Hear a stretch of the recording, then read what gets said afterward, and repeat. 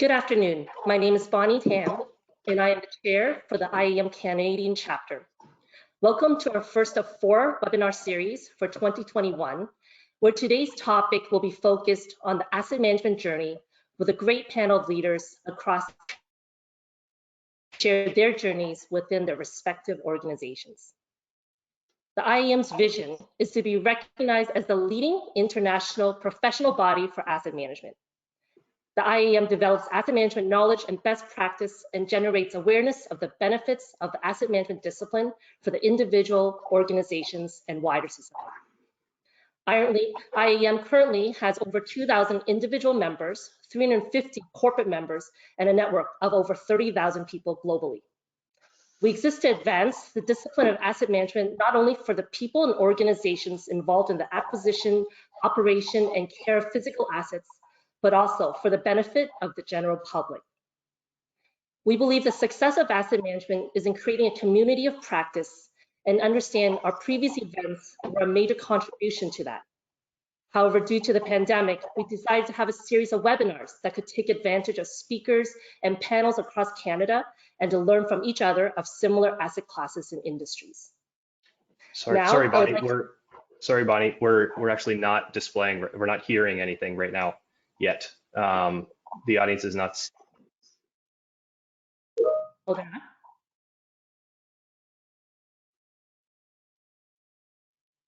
I just got a question saying that people can't hear. Oh. Okay, people heard it all. Okay. Oh, they did? Okay, so did they hear or? Yeah, they're all hearing. Someone said they couldn't, but they're hearing. Okay, so I'm hoping everyone heard the introduction of Institute of Asset Management and who we all are. Well, with that, now I'd like to introduce fellow board member Hans Kogel, who chairs events for IAM Canada. Hans? Thanks very much, Bonnie. Good afternoon, everyone. I too welcome you to our first event of 2021. As Bonnie indicated, my name is Hans Kogel. I'm on the IAM Canada board. I'm serving in 2 capacities at the moment, treasurer and events manager. I'd like to thank our volunteers today, and first of all, those that organized this event. A special thanks also goes to Eric Goforth, who is currently running the GoToWebinar system right now and was certainly very instrumental in coordinating activities to realize this event.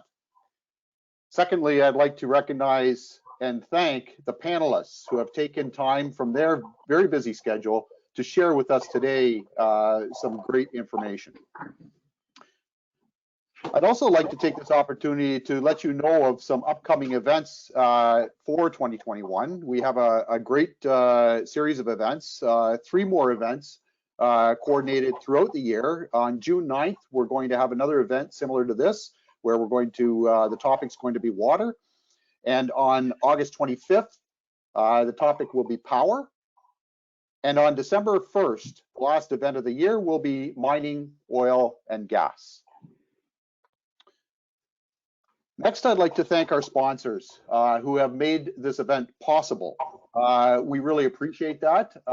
It is some funding that goes towards offsetting the costs of these types of events. Specifically, I'd like to now hand the microphone over to Rob Corazzola, Director of Sales with Arcadis Gen. Rob? Thank you, Hans. Hopefully everyone can hear me. Good afternoon. I hope everyone is doing well and welcome to today's panel discussion. I'm just going to share my webcam as well so you can see it. Arcadis Gen is proud to be a sponsor for today's online panel of respected speakers from the Canadian transportation sector. My name is Rob Corazzola and I'm responsible for sales and operations in North America for Arcadis Gen.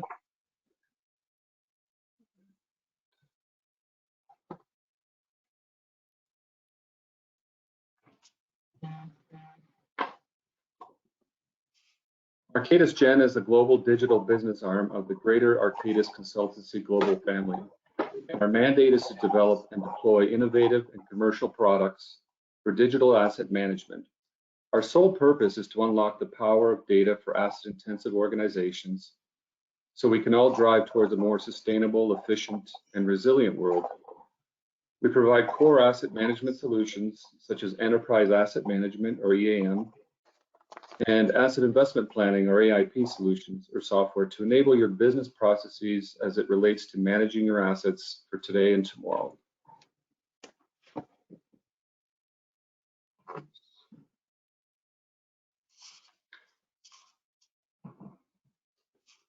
Of late, we've been working with the transportation agencies like Dublin Airport, London Underground, Bay Area Rapid Transit, and Amtrak to enable them to not only capture operational activities against their assets, but also to gain line of sight to future asset needs and optimization of investments that are aligned to their corporate goals.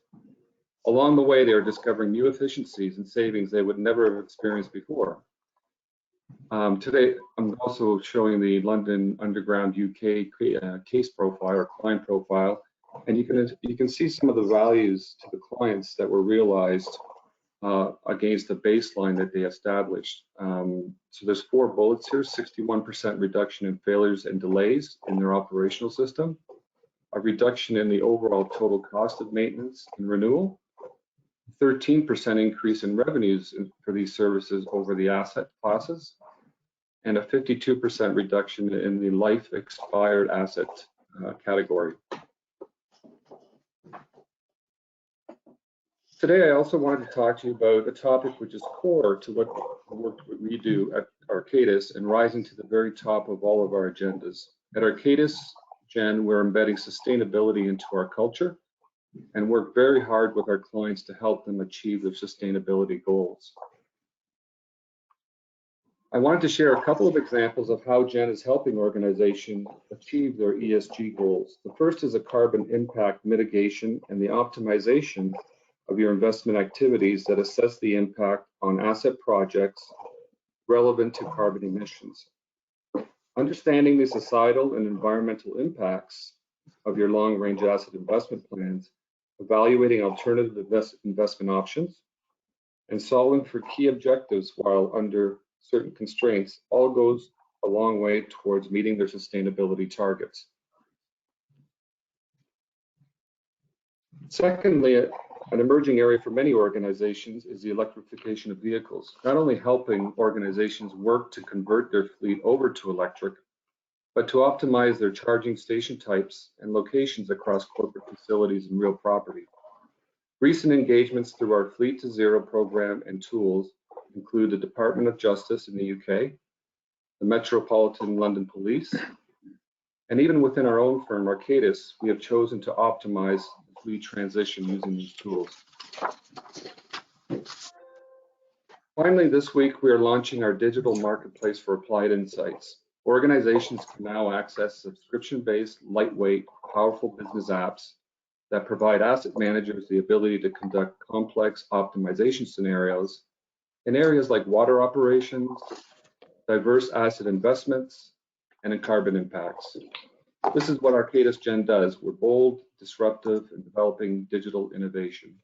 I encourage you to visit our website, arcadisgen.com, or follow us on LinkedIn and Instagram to get the latest news. And finally, asset management. Oops, sorry about that. Asset management has been a significant part of my long career, and I'm fortunate to have such an opportunity in working with a wide network of peers and associations and working with organizations like the IAM. It's truly been a journey of continuous learning and improvement over my 38-year career, and I'm very fortunate to land with a family of over 250 professionals at Arcadis Gen. I hope you enjoyed today's event, and I hope to see everyone in person one day soon. Until then, please stay safe, act safe for the sake of everyone. Thank you.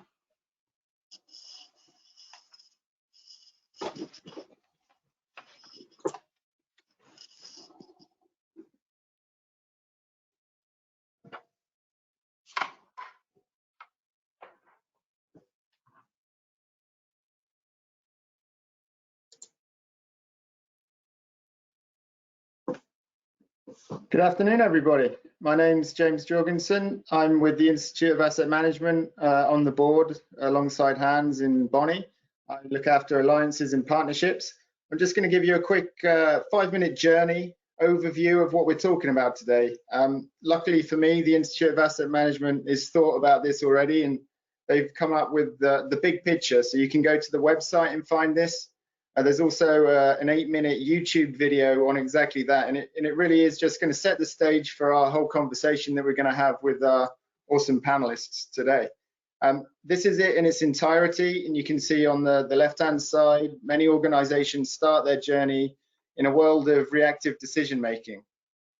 The reactive decision-making piece, often typified with people talking different languages, people using the same words to mean different things. What you've got here is the tribe, so the finance tribe, the long-term planning tribe. So the idea here is that everybody's working in isolation, in silos. But everyone's thinking they're doing a great job, and sometimes one silo's thinking they're doing a really amazing job and give themselves some rewards. And at the same time, any things that goes wrong in the organization, it's always somebody else's fault. So at some point in time through that process, the executives, so the top down, there seems to be a decision where enough is enough, and it may be the executive saying, "Wow, if that event happens again, I could end up in prison." And at the bottom up level, it could be the teams there working together, thinking there's got to be a better way. And at some point, that's exactly what happens, and it usually starts with the next piece in the journey, which is the collective decision making. This really is just about all of those silos, representatives from each getting around a table and talking together. And as soon as that happens within the asset management journey, what you very quickly seem to realize is how much you don't know about what you thought one silo was doing, but they're not, and they thought you were doing it. And the data that you have available to make decisions, and it really is eye-opening for the organization in terms of all of the areas where they can see some levels to improve going forwards.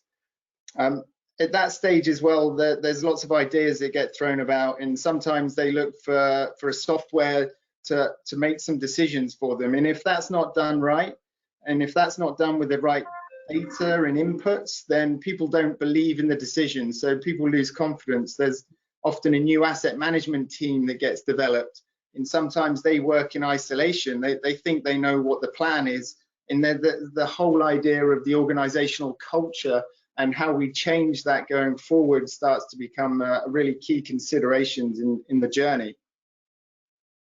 The main thing about being on the journey, and I'm sure we're going to talk about it today, is you start, and that's the most important thing. And once you're on the journey, the idea, the concept of asset management is there's this continual improvement loop. So whatever you're doing, you understand that there's room for improvement, but you can improve on it next time. From that, the goal really is to try and get towards optimized decision making, and that's really like a flow of information. It's working in an efficient manner, people understanding what the roles and responsibilities are, much less silo mentality, and much more of a whole organization approach to their business. Data is key to everything. This is a key part of the journey. It underpins everything that's done, and to be evidence-based and have evidence-based decision making is really like the gold standard of asset management. So I'm sure as we're talking with our panelists today, we're going to be talking a lot about data, how they collect the data, how they ensure that it's available for other areas of the organization. I really like the two apples in the bottom right corner of this screen, where the whole idea of comparing an apple to an apple, which is something that comes up a lot in the asset management world. So what is the goal of the journey? Like I said, there's no end to the journey, but what we're trying to get to is that we're making efficient decisions. We understand where we're at, and major incidents become rare. And what that enables an organization to do is spend more time and resources on other aspects. So long-term planning, innovation can come from that extra time and resource that's available. And that's really the goal of what we're trying to get to. So what makes a great organization in the world of asset management? It's leaders. So the top-down idea of those walking the talk, not just saying it, but actually believing it and living it, and enabling the staff and the rest of the organization to do that as well. Continuous improvement, we've mentioned, decision making as well, the integration of that decision making where everyone knows where they are in the process, and the ability to have information available to all parts of the organization. So there's some of the key pieces of the asset management journey. I'm going to hand over to Kevin Price from Infor. So that's a perfect segue in terms of the optimized decision-making piece and that kind of aspect of where people want to get to. So Kevin, over to you to talk a little bit about Infor. Absolutely. Loved the journey. That was an outstanding bit to be able to view. So thank you for that. Especially like the apples too, because always it's apples to orange. Sometimes it's not even fruit that you're comparing to, but it's good to see for sure. So let's get into a bit of this decision-making journey. First, before we do, I want to share with you a bit about Infor itself. So Infor is, let me hide this control panel really quickly. Infor is one of the largest business application providers in the world. We have a lot of different capabilities that we work on. In particular, we focus on enterprise asset management, and I'm working with an application that has had its first line code in 1986. So have a few thousand customers around the world, and one of the target areas is, of course, in transportation. For us, we're very proud to say that we have 4 out of the 5 largest transit agencies. An example would be, of course, in Canada, Metrolinx, TransLink. Other examples would be in America, as an example, New York MTA, LA Metro, looking at Miami-Dade Transit, Chicago Transit Authority, looking up in Europe, of course, with RATP, Acid Rail, Freightliner. There's a whole lots of different stuff that we focused on, and there's a lot of detail to get to it. But what's important we want to call to is asset management for us is not just a rail or not just a car. It's everything that's involved, because we believe that's everything that you do. Looking at your implementation is not just one asset type, and that was important. And I think later on in the presentations, we're going to see what types of assets are being managed and the different things that go into it. There's infrastructure that we have to provide in a safe way and an efficient way, in a way that we can basically look at our watch and know that it's going to be there. To do that, a lot goes into it.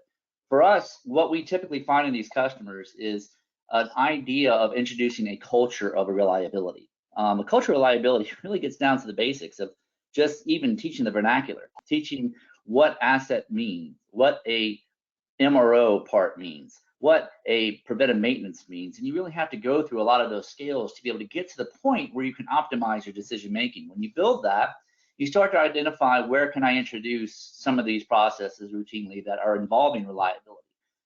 So this is, again, a foundation step point to get to those optimized decision-making processes. So examples of how we do preventive maintenance, how we do reactive maintenance, how we find out things that are out of whack or out of conformity, how we bring in contractors to review. A lot of different ways to build that in, understands what's out there and why. And then what we can do after we get a lot of that built in is we try to plan for the known and the unknown. So if we have enough data that's built in, as James was saying, everything is built around data elements that are king.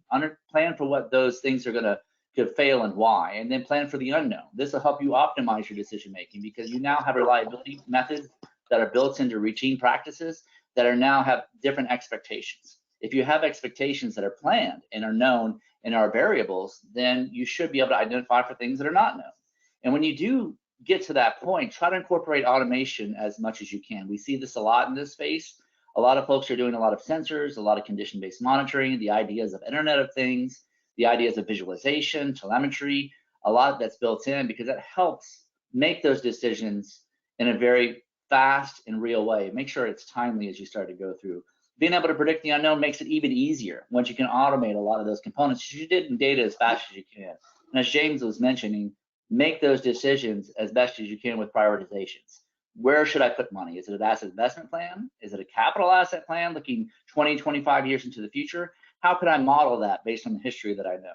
How can I incorporate real data now that I have this whole idea and these foundation layers that are built in of reliability, streamlining processes, understanding how it's been built out and all through. But within this particular approach, it can also be automated as well. When you start to find out how much should I spend on the current assets that I have that are most risk for me or that are most priority for me, what should those budgets look like? If I can be able to understand what kind of people I need, what kind of contractors that I need for built in, a lot of these can be automated as well. So when you start to prioritize, when you start to look at how to be able to plan, when you look at how to best make decisions to be able to provide a safe and sustainable service, there's a lot that you can do if you build out those steps thoroughly. And remember, do always take in consideration the constant changes in compliance, especially in ridership impacts that we've seen in this pandemic.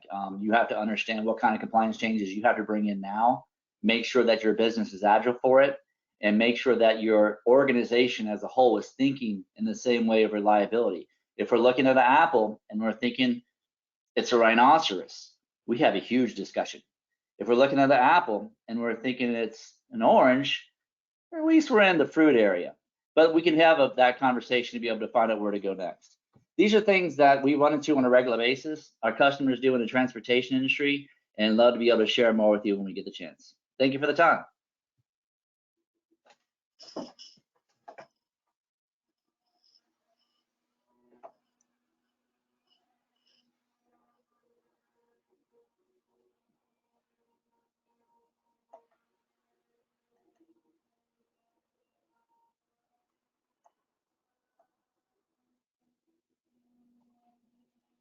Well, thank you, Kevin. Now I'd like to thank and introduce our panel for today. Maybe Eric, if you can help me out here. Thank you. Maybe Eric, you can bring the panel.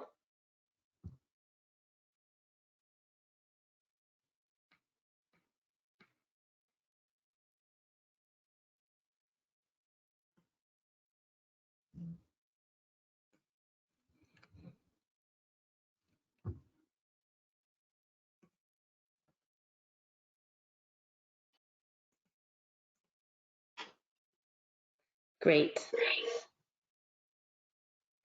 Now I'd like to thank and introduce our panel for today.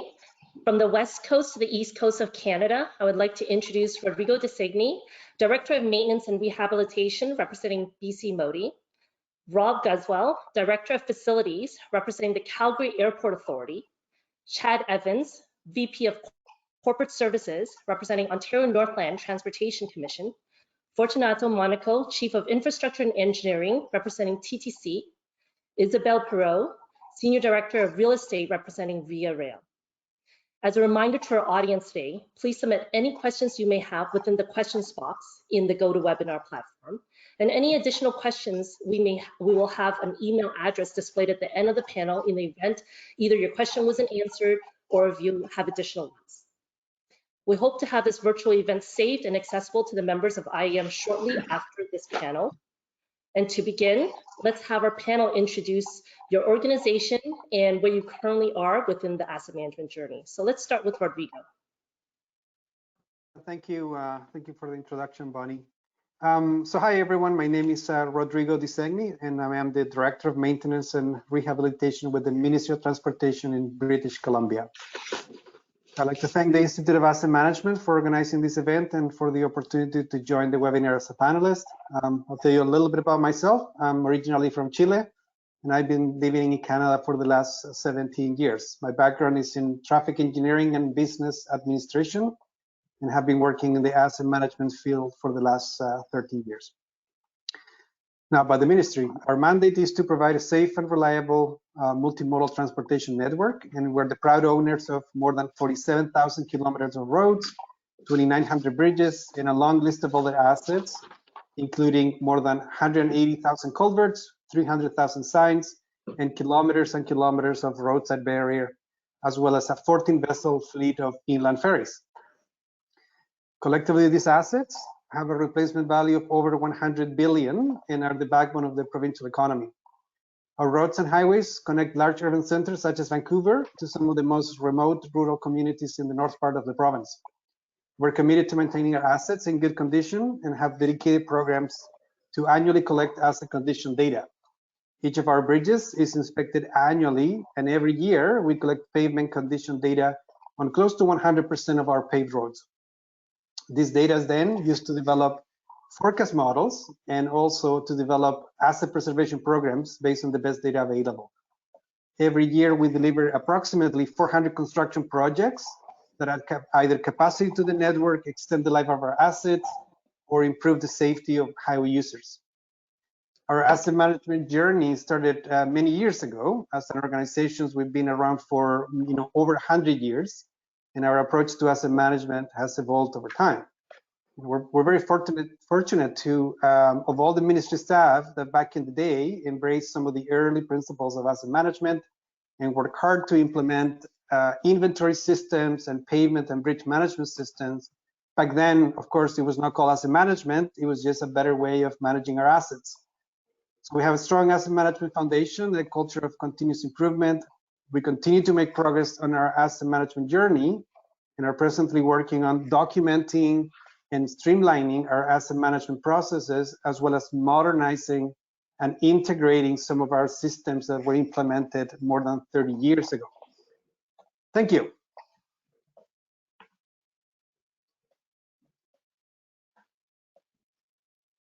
Thank you, Rodrigo.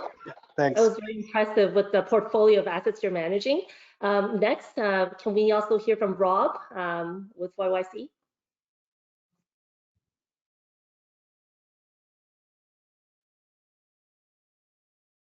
You're on mute, Rob.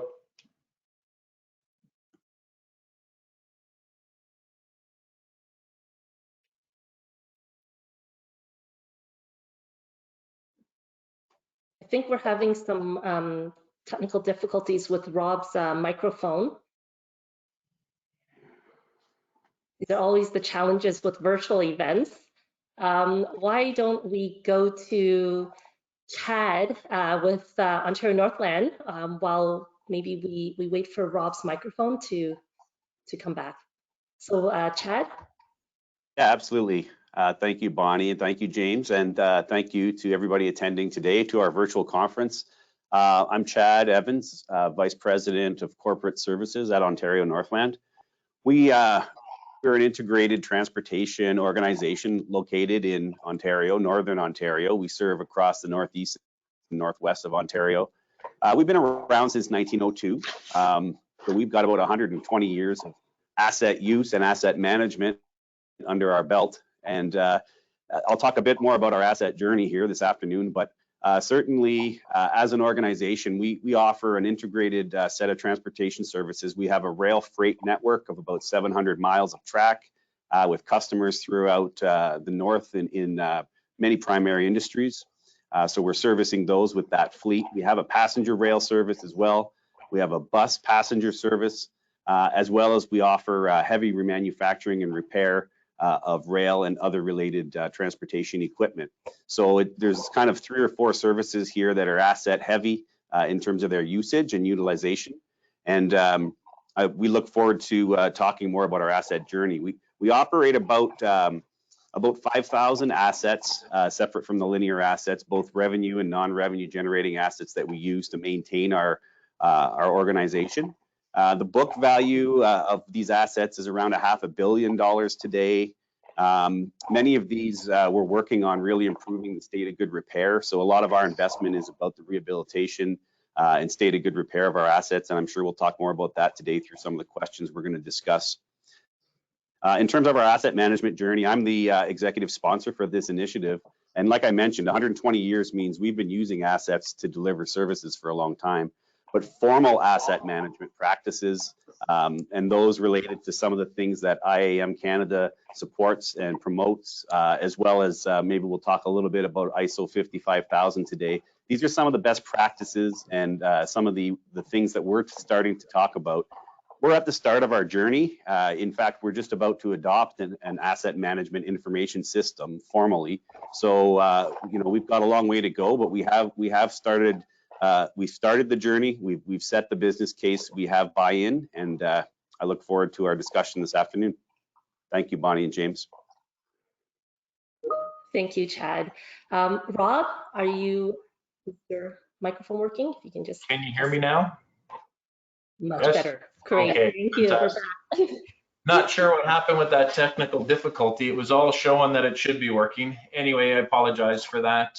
My name is Rob Guswell. I am Director of Facilities for the Calgary International Airport. As an airport, we contribute a lot into the Calgary economy. COVID has definitely changed how we operate as a model. But for an organization, we contribute about $8 billion to the Calgary and surrounding area. We have, we support about 50,000 jobs in the region, and about 24,000 people directly are employed through the airport itself on campus. We have about 3 million square feet of facilities that I am responsible for, but we also have over 3 million square feet of concrete and asphalt, which is one of our huge assets. It's what allows us to land and take off aircraft, and it plays one of the big parts in what we do. We have about 55 pieces of large fleet that support the runways and aprons to keep them clear and in a place where we can land and take off aircrafts. If we can't land an aircraft or take an aircraft off, we ultimately become a big shopping mall. So, you know, one of our critical pieces of that infrastructure definitely our runways and our aprons.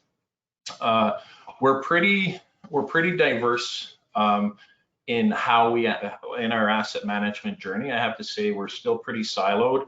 We have our airfield and we have our facility, and they all tend to do things differently. So as James had said earlier in the journey, you know, one team is thinking they're doing fantastic, so that would be me. We're doing fantastic, you know, and then you point fingers at others. But in all seriousness, you know, our journey, we're at many different places, and COVID's really played a role too. But I've been with the organization for 6 years, and we've really tried to move from a way more reactive to proactive type part of asset management.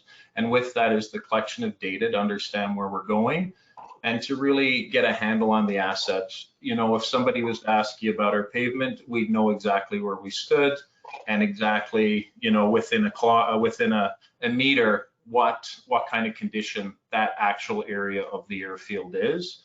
Within the terminal, you know, we just built a brand new terminal back in 2016. Where that terminal is, you know, we have a good handle on the value of assets, where they are and how they go. But when we move into the older terminal, which there's places that are, you know, 30 to 50 years old, through those assets, so we don't have as great a handle, especially on the mechanical side, to where they sit. So we really have we're all over the place in our asset management journey. And for me, it's really trying to bring everything together as a whole and break down the roles that we have. And it's exciting to be part of this and get to speak on this today. Thank you. Thank you, Rob. And now with Fortunato at TTC. Hi, can you guys hear me?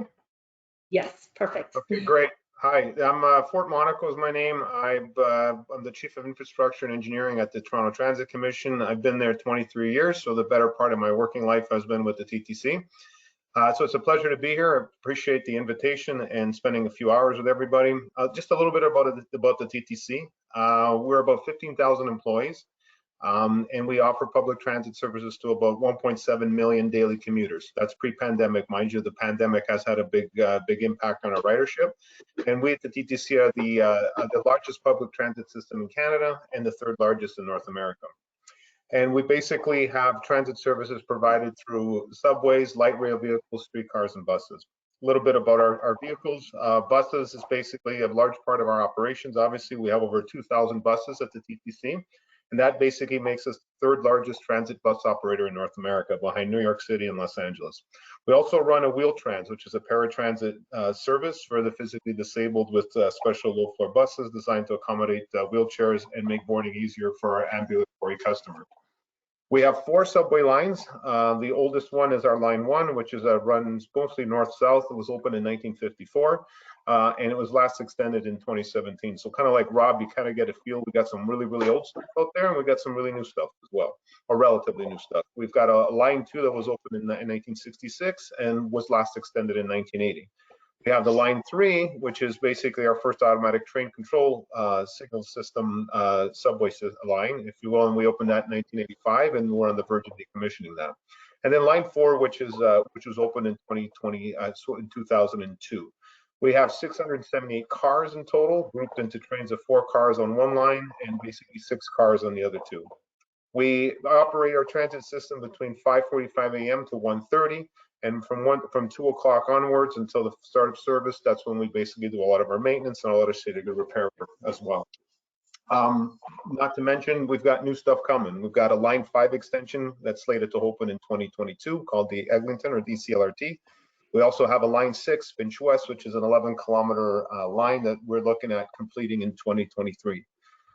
There's additional transportation expansions planned through the Ontario line. We're looking at a Line 1 extension of 7.4 kilometers in 2030 or post-2030, and we're also looking at extending to our Line 2. So there's a lot more assets coming, as if we didn't have enough.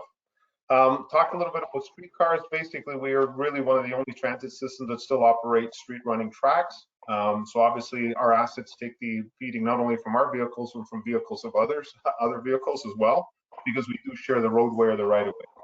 I'll speak a little bit about my group in infrastructure and engineering. We're approximately 3,000 employees. We're responsible for all infrastructure maintenance and state of good repair work. Our annual SOBR or state of good repair budget is approximately $100 million a year, and those are just for the projects sponsored and delivered by the group. A lot of the construction work and the right of way is done entirely by our group. We're divided into 4 main departments, what we call the subway infrastructure, the streetcar infrastructure, the plant, and the capital project delivery group. We are estimated to own in surplus of 200,000 assets, both linear and discrete, and with asset classes from facilities, structures to rail infrastructures and systems. We basically are responsible for maintaining all assets associated with 75 passenger stations, 8 operating bus garages, 3 streetcar yards and car houses, 3 subway yards and car houses, along with additional train storage and maintenance and repair of all running infrastructure. So where we are with our asset management journey. So I've just been appointed as the lead executive sponsor, but I partner up with our chief of vehicles as well, because between our 2 groups, we make up the vast majority of the assets owned by the TTC. We have a budget. We finally got budget. We've got some budgetary funds over the next 3 to 5 years. We've developed our strategic asset management plan. We've procured the services of some industry experts to help us start the IAM program. And similar to Rob, as Rob was mentioning, we've got a lot of things going on in a lot of different areas. We're bringing them all together. We're bringing that mindset together. We're bringing really build assets into the same mindset as the newer assets. We've developed a high-level roadmap to ensure compliance with the Ontario regulation timelines, which I'm sure we'll talk about today. We've developed an org structure for an enterprise asset management office. We've got 5 positions that we're currently looking at recruiting for very, very shortly to be completely dedicated to asset management. We're currently assessing our asset management maturity levels.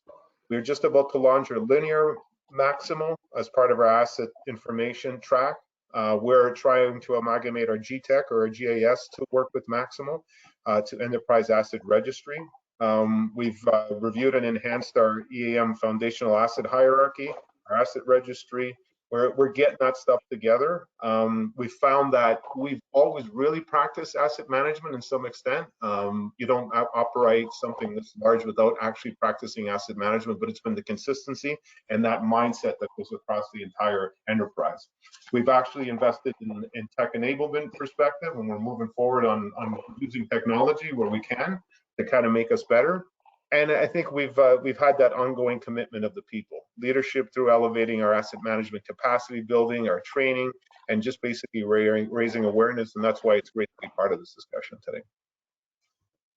Great, thank you, Ford. And last but not least, Isabel, representing Via Rail.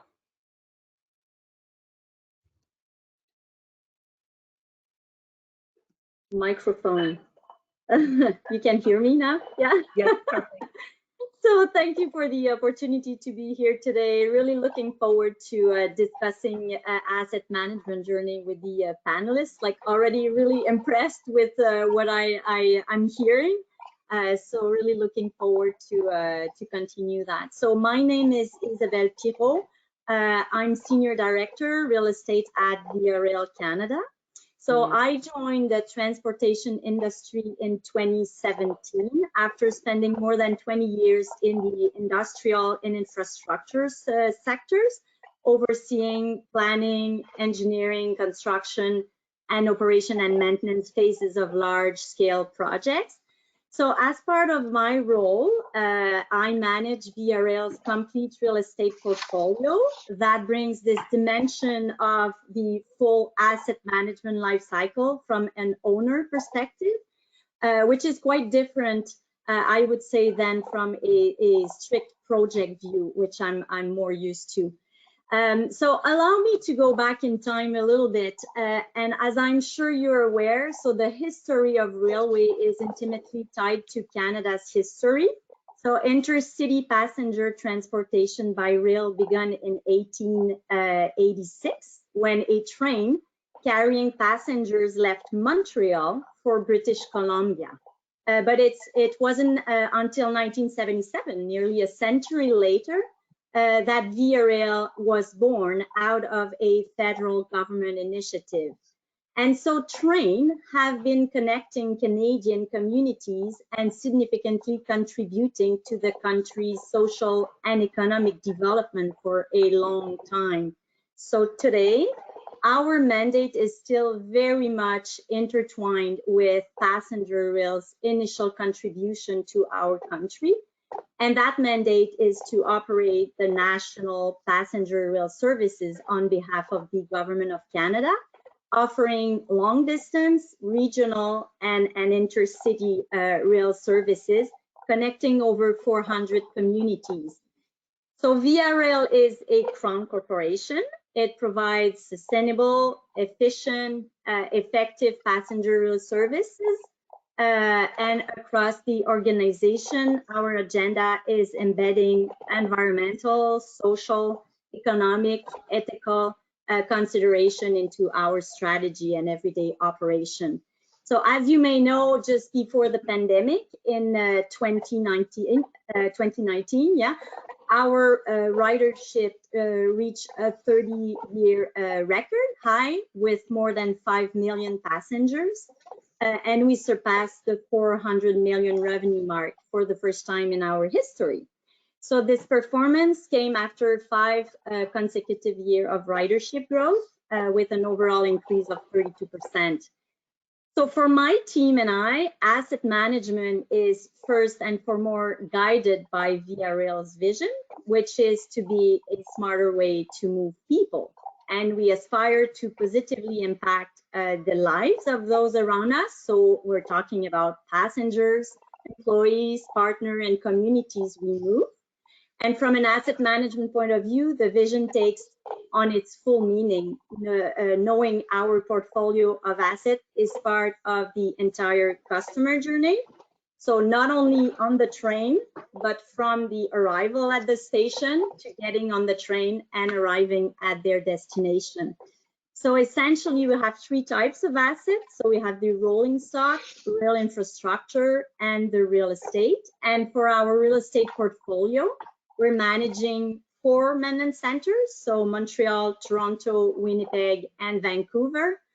Offices across the country, so head offices in Montreal, and 114 stations, so it's about 1.5 million square feet from coast to coast. And like you know, there are different types of stations offering different kinds of services and coming in different sizes, and some have really a unique history, and probably will elaborate that when we will be talking about challenges. Really pleased to be here today, provide insight into what defines VIA asset management journey, what our strategy is based on, challenges we face, but also how we are working towards overcoming these challenges to bring our vision to life and be the smarter way to move people. So, and just in terms of saying all that, in terms of where we are in the asset management journey, I would say we manage asset like everyone on the panel, but for sure we're really at the starting point. And really liked what I heard from even from Infor and Arcadis Jen at the beginning of the session, as well as the other panelists. Great, thank you, Isabel. And it's amazing to hear from all of you leaders and owners of all these critical assets that we have across Canada, from the fixed infrastructure with roads, bridges and structures, and runways, pavements, maintenance facilities, to track, and then to rolling stock, light rail, heavy rail, motor coaches. And it's also really amazing to hear everyone's respective journey and where you currently are with respect to that. Some, more mature, and then some in the beginning.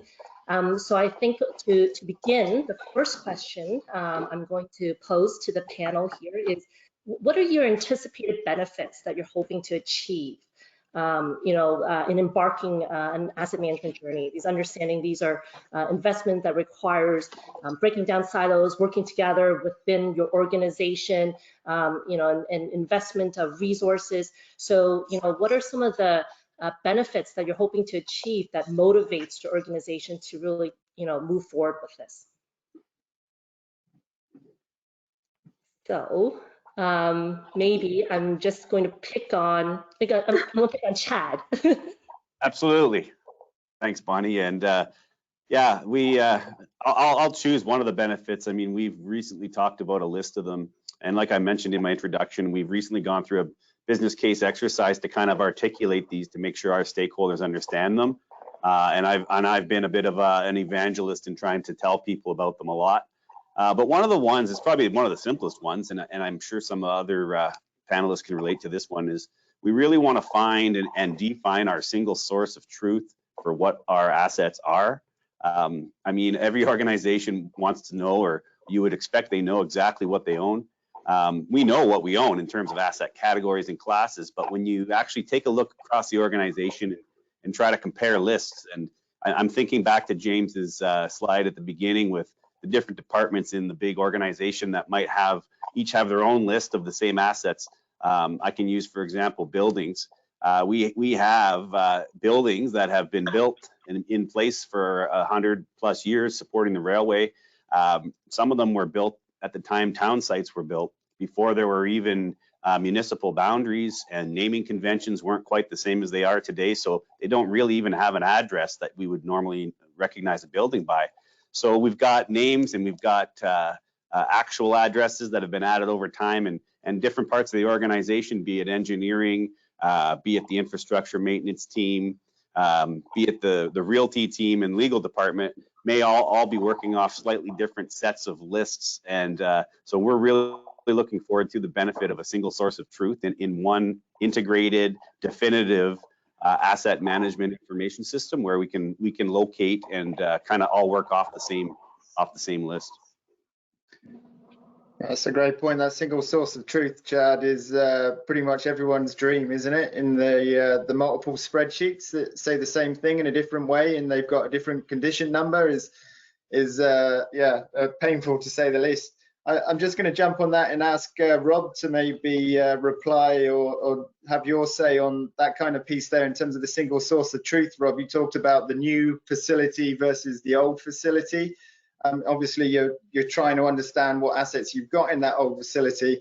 And then in the context of the airport, and this was one of the questions that have just come in from the audience there, obviously you are very safety critical. Everyone here is safety critical. We're all carrying people around. But the airport, I think, has a certain extra level of that safety aspect and perception from the public. So does that in some ways detract from your ability to do some of the more standard stuff because you really have to focus in certain areas? Yeah, so that's a good question. I mean, from my side, that single source of truth is really, trying to pull together all areas of the asset, the entire facility and the airfield. And with the different aged equipment, right now we're working off a lot of spreadsheets, and that's not something we want to do. We want to get that into one. And how that plays into, not even from the safety aspect, but safety is certainly one of the big critical drivers for us. There's a lot of regulations that are around it. A lot of it is driven by Transport Canada, and they're the priorities in the organization for sure, to ensure that everybody that comes through the facility and every aircraft that lands or takes off is kept safe.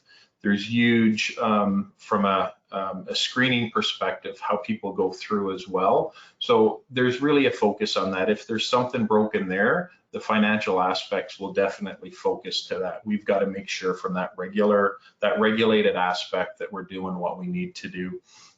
So it can deter some of the funds that could go to this. However, one of the things that I can say through asset management, what it's allowed us to do, because we were very much a construction company about, I'd say from the early 2000s up to 2016, where we built a new runway and we also built a new international terminal building.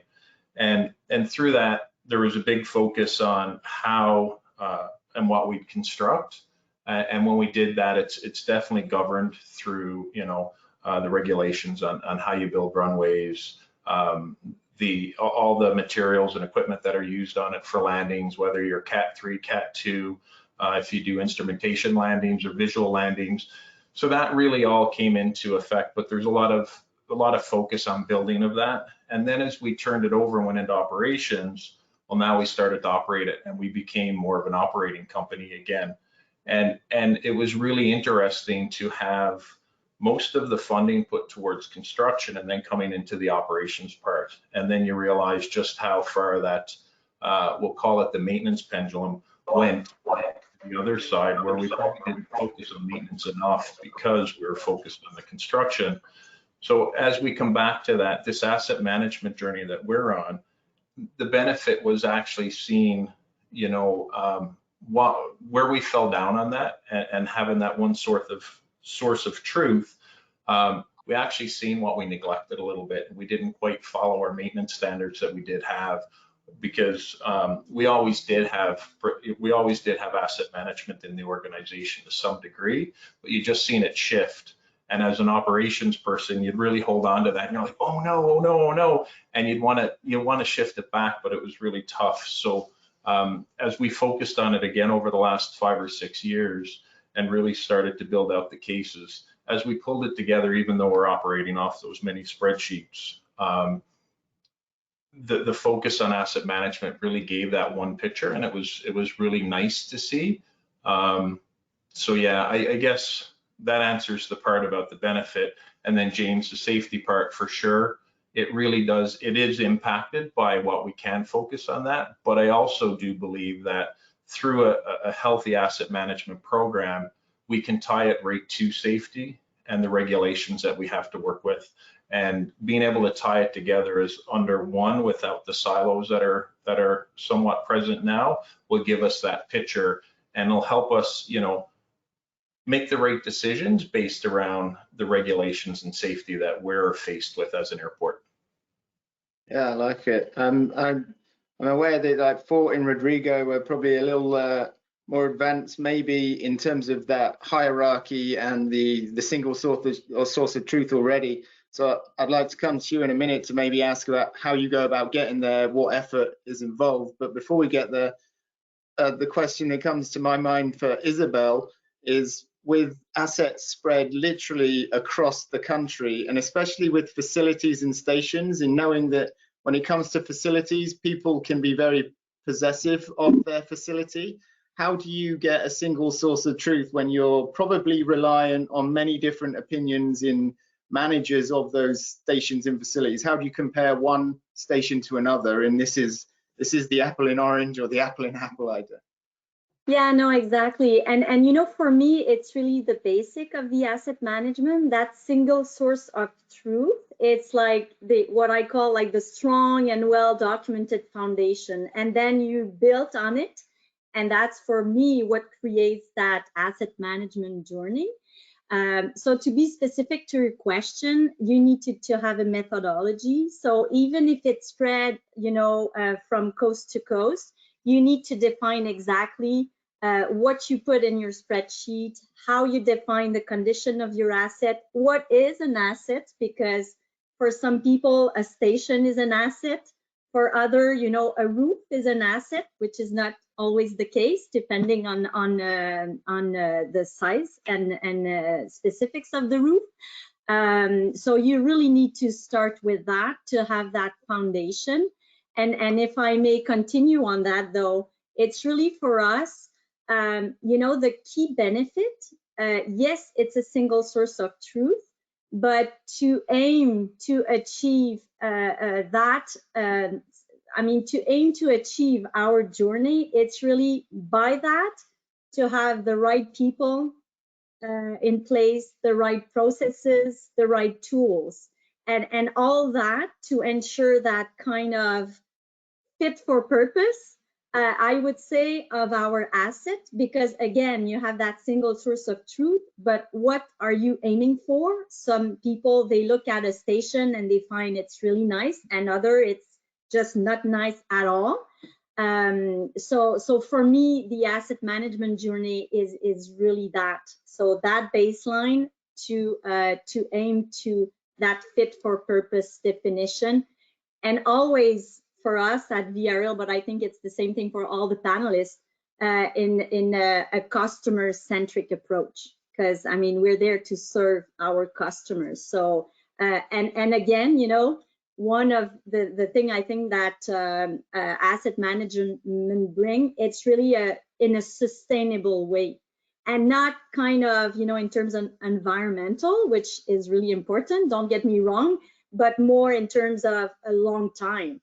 A lot of people, they do something and then they do something else, but an asset management journey, for me, it's something you built on, so it's sustainable.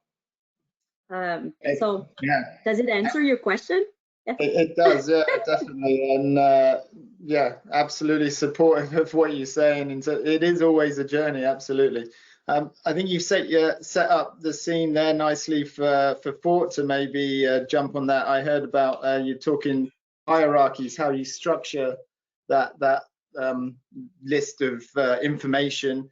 In Fort, you mentioned you're doing a maturity assessment right now, and that you've already put a lot of your data into hierarchy. So maybe you discuss a little bit of that process, what's involved in the maturity assessment, how you fared, and then how you've managed to basically organize all of that data. And you've got a lot of it, I'm sure. Yeah, sure, James. So one thing I will say is I think we did the right thing in that we went to get the help from the outside, because we found pretty quickly that we all were doing some semblance of asset management to a certain extent. I mean, you have to in this kind of business. You absolutely have to do some asset. If not, you don't move customers, like Isabel was saying. But I think we went out and we got the help that we needed, the outside expertise that kind of really sat with us, guided us through. I also think it was really important, James, to get that executive sponsorship and that need for, or that support to basically say we need to evolve. And if it means that you use the legal front to kind of motivate people to do so, then so be it. I also think it was really important to do a really good job in selling, because ultimately I think sometimes we're all salesmen, right? You got to sell what the benefits are, and you guys hit the nail on the head on a lot of these fronts. I mean, this stuff is going to make us better. It's going to make us better maintainers. It's going to make for a better performing asset. It's going to make us better stewards of the public money, because if I got $1 to spend, I've got some evidence based, or I should have. We're not quite there yet, but I want to be at the point where we actually use evidence-based decision making. I got this $1 to spend. Where am I going to spend it? Am I going to spend it on this vehicle, or am I going to spend it on the infrastructure? And what is the methodology behind allowing me to spend this $1? So I think if there's a lot of things that come together, I think rather quickly for us, to be honest with you. But if I'll say, James, that one thing that really helped us was getting that outside expertise to come in and work with us, getting that executive sponsorship and that support. And I also think we had to rely very heavily on some of our in-house, what we call them asset management champions. They don't necessarily know the ins and outs of asset management like a lot of the folks do, that like Bonnie and such as yourself that are part of the IAM, but they are the asset experts. They know the assets, they know where the assets are, they know the condition of the assets. So I think you got to lean a little bit on the existing workforce that you currently got. But I think those were some of the key things that kind of got us to where we are. But I will say, frankly, guys, we're still a long ways away, right? This is a journey, and I still feel we're at the very beginning of this thing, but we have been able to move, I think, rather quickly because of those factors. And I think getting in the outside expertise that kind of got us along, in the support from the execs, along with understanding of, or spreading the message to why this is so worth doing. Appreciate it. And maybe I'll just pose a question to Rodrigo, and then let Bonnie think about some questions too. But Rodrigo, from your point of view, a similar sort of same theme. So talking data in single source of truth, you mentioned that you got 47,000 kilometers of road and a few thousand bridges. How do you make sure that you're treating them all equally in terms of that data collection? Like often what I find is the most difficult assets to get to are often the ones that get looked at the least, and they're the ones that are the most critical. So how do you deal with making sure your understanding is fair across all your assets? Well, for sure, no, great question. And as I mentioned, a lot of our our payment management system and bridge management system have been in place for 30 years, and we continue to improve them and whatnot, right? And we've been talking about the single source of truth. That's even though we got systems that have been in place for many years, it's a challenge, right? We're working on integrating the systems because the linear referencing systems that we have in one system are not the same as on a different one. So trying to reconcile assets between systems becomes a challenge sort of thing. So but it's interesting, as you move to better technologies to do data collection, you start realizing that some of the data you collected in the past was not referenced correctly, right? And that in essence becomes another challenge that you need to try to reconcile. We are kind of fortunate that we're working with a lot of help from the private sector in terms of collecting a lot of these data. So we're fortunate to be working with the latest technology for pavement condition data collection. With that, of course, with the latest technology, you get the volume of data you're collecting is astronomical, right? So you also need to be thinking about what are you going to be using that data for? Is it worth the investment? And the most important thing for us, of course, is the quality of the data, right? The data needs to be accurately referenced to be valuable, so that it's the findings are repeatable and so on and so forth. So we put a lot of effort on quality control. And going back to your question about assets that get the least attention. So for us, we are also responsible within that 47,000 kilometers of roads.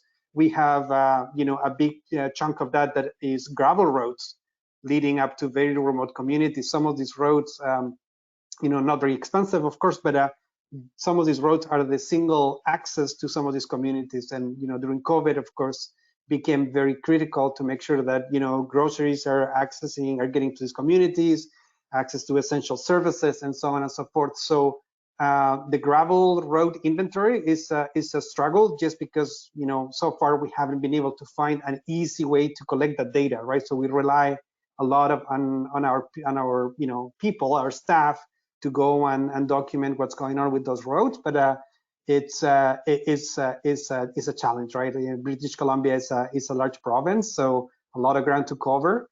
But yeah, you got to find a way to make it work, right? Because everybody's kind of depending on the roads and highways to be open, be able to get to where they need to go. Sure. Great. Well, my next question is regarding key challenges. Often when we think of implementation of an asset management journey, in some ways it feels like it's moving an elephant across the organization. You have to work with the operations maintenance folks and also with the corporate functions folks, and it's significant change management.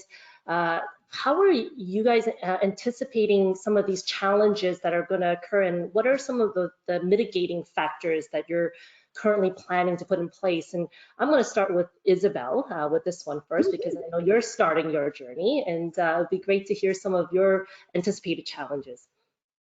Yeah, so I mean, a lot of challenges, but a lot of good people in the team. So I would say, I had a list in my mind, and with everything I heard, maybe I'll change the order of how I will present them. One is really the nature of our status, as I said, and as some are as well. We're a crown corporation. So our asset journey is kind of regulated, and it brings for sure additional challenges. So we're not entitled to, for example, to raise capital, and we're really dependent on the parliamentary approbation to cover our expenditures, so capital and operational as well. So when you plan your journey, sometimes you're hit with a few news or a few non-expected challenges. And in that regard, for example, in 2020, the government confirmed a funding for 5 years. So that for sure, you know, kind of helped to continue and to better plan, I would say. Maybe another challenge is really in terms of the fact that VRL is really going through a major transformation. So as you probably all hear on the news, and I think Fortunato was expressing as well, there's a lot of projects, which is great, but as well, it brings another burden, I would say, on the journey. So the modernization program for us, so we are receiving new trains. The first set will be in 2022 and then up to 2024, and that has impact on our assets. And so we need to integrate all that. Often what happens is when with new assets, it comes depending on how they're coming. It brings also new either technology, and new data and a different way to show data. So that single source of truth again is kind of a little bit destabilized. So that's an asset. We talked a little bit about that as well in terms of, you know, the criteria of our asset, meaning that we're across Canada. We have different type of services, but as well, we have many stations because they were part of the development of Canada since the 19th century. They have the heritage designation. So that also brings another challenges in our journey. And I would say that our stations are in the center of many of the cities, municipalities, and the average age is 95 years old. So we really need to adapt our journey in that matter. And we also have like really landmark building. So it's, I mean, a remarkable architecture if we're thinking about the Vancouver station, the Winnipeg station, so a huge heritage station recognized for their architecture. But as you may imagine, it's really challenging when you need to define your journey in that regards. We talked about a little bit earlier, we were talking about one single source of truth. So that's a challenge for us for the moment. We have a lot of information on various assets, but the systems are not fully integrated yet. We may not have, you know, exactly the information we want.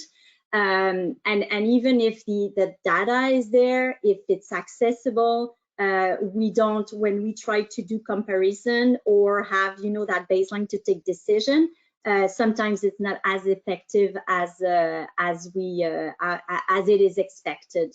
So I think all that together, it's the basis of our challenges, but yeah, it gives an idea of what we are facing. Well, thanks, Isabel. And with this discussion on data and you know, finding more information on the asset, that's always the challenge. And now I'd like to also hear from Fort, and within your journey, was, you know, and I know you guys are starting, you formed your kind of asset management office, hiring folks to dedicate on it. Do you also see challenges within your organization through change management or anything in terms of selling what you were talking about earlier, selling the vision, selling the benefits? Yeah, I would say definitely that's a big challenge for us, Bonnie. You know, obviously, funding is an issue. When I'll say that is, and you need the funding to make the investment. You know, we believe we've made the investment. But in an organization like I'm sure like the rest of the panelists, there's always other stuff that comes up. It's a day-to-day business. The pandemic, this little pandemic hasn't helped, obviously, like it hasn't helped anybody else. And so we've had to constantly relook at how we do things. Again, I talked about our asset management champions that really are, part of the day-to-day business that we extract to kind of lead us on this journey. We've got a very, very small office that we're building. But yeah, that's definitely a big challenge for sure, is that, trying to manage the day-to-day business. Oh, by the way, we're putting in a new signaling system, right? That is going to happen, and we're trying to accelerate work as well. So one of the things that pandemic has given us is the opportunity with reduced ridership to try to accelerate all our work. So all I'm saying is that we get pulled in so many different directions, right? And so with the fear of that is, you always want to maintain on task. You still want to make that investment into our folks. And then one thing I'll say too is, we're still relatively immature at this, right? So we got to invest in our people. So investing in our people requires getting them certified, getting them assessed, getting them trained, all the while managing the pandemic, making sure that stuff breaks, we fix it right away, making sure that if we've got an opportunity to accelerate our capital state of good repair, we'll get access. So you sometimes feel as if you're getting, torn in a variety of different directions. But I guess it's always a matter of just going back, relooking, revisiting, and making sure what our principles are and sticking to it. Great. And just like Ford was saying, that there's a lot of construction that's going on, and you're maintaining assets. There's a lot of construction, building new assets, and then also trying to implement this asset management journey. I want to hear also from Rob, and what are some of the challenges you found also in your asset management journey with that respect. Try and focus on the overall asset management journeys, because COVID brought a whole other part, the pandemic brought a whole other part into it. So I'll try and just speak to, in general, the challenges. And for us, it's really been, even though we're one airport, we've probably got 3 different systems we're using that we use for asset management. I mean, we've always had asset management ongoing, and even the implementation of Maxima way back when was some form of asset management and a focus on that. But we use 3 different systems, whether it's airfield, whether it's internal to the facility, and even on our baggage handling system, they use Maxima, but it's a completely different system than the other one. So it's trying to tie all that in together, and it very much speaks to that siloed effect. And it's really trying to break down those barriers and how you go about that. We did, one of the really good benefits about the Calgary International Airport was that we did have buy-in from our executive team from a business perspective, and they called it enterprise planning, which was really interesting. And it was really a bullish way to pull everything together that needed to be done from a building perspective, a maintenance perspective, capital projects, and threw it all in together on a table. And we basically, it was decision made together, and it really helped us prioritize how we did it and sort of look at the priorities within the entire organization. So not strictly based on a one single thing. We looked at, one of the things that as an organization we realized we didn't have an ERP in place. So to put that enterprise system in is really going to help with our journey. It'll help bring together our procurement and our supply chain, our finances, even from a project perspective on how things are done when we first build or put an asset in place.